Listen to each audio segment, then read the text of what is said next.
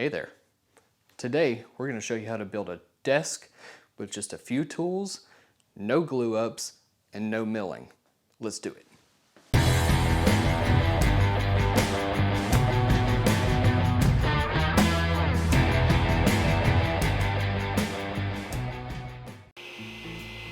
We're going to start off this project with some butcher block countertop. We got this from Home Depot.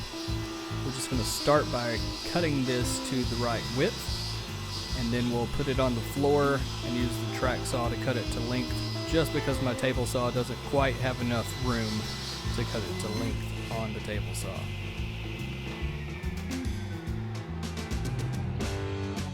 In woodworking, there's no right or wrong way to do anything.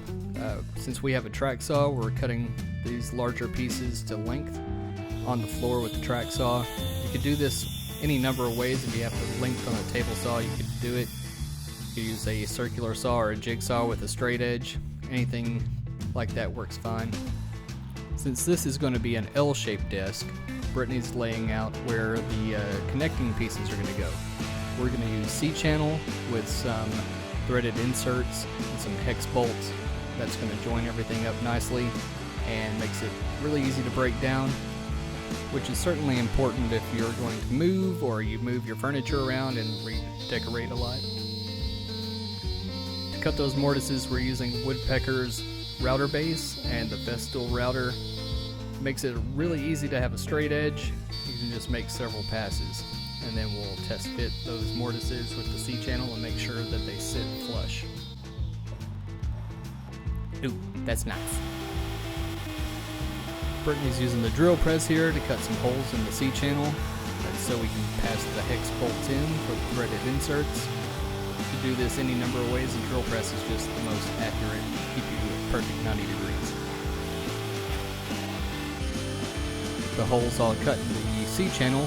She laid out marks for where they'll match up on the butcher block countertops. And she's just going to drill those out, pilot those for the threaded inserts. Go ahead and get those threaded in before we do any sanding to make sure they sit flush. It was very important to our customer that this desk be able to be broken down completely. They were moving within a month from when we were going to deliver this.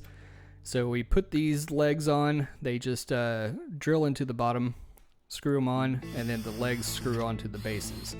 Makes it super easy for the client to break it down for transport, and the legs can be found on Amazon. We'll have a link in the description.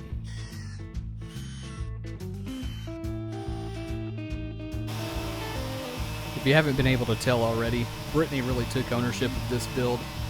After she did all the layout for the legs and the C-channel, got a quick sand on it, and then started applying finish.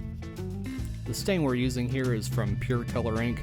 They're a great company to do business with. The finishes are easy to apply, and even with the big surfaces, we didn't have any lines from when we crossed over with different passes in the finish. And just so you know that I helped, here I am wiping some armor seal off of Brittany's toes that she spilled. One thing that I forgot to film is this box that is attached to the bottom of the desk. This is to hold the PC tower, but you know, it's a box. You know how to build a box. So she drilled some pilot holes into the box, transferred those lines to the desk top on the bottom, and we just screwed it on with some real thick screws so it wouldn't go anywhere. And then here you go, the assembly, quick and easy. I know it's a little glitchy because I sped it up, because this took us a while. Screw the legs on, C-channel is in place, and the L-shaped desk just kind of comes together sitting on top of those.